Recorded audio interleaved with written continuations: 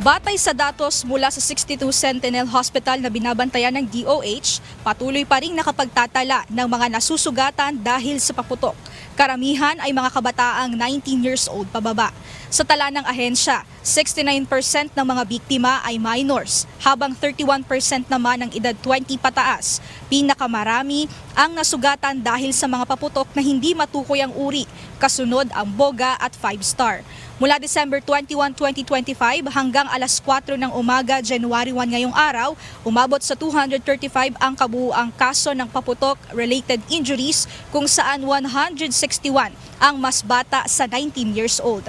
Bagamat 62 ang nadagdag na pinakabagong ulat ngayong araw, mas mababa ito kumpara sa nakaraang taon na may 42% na pagbaba sa kabuuang bilang ng kaso.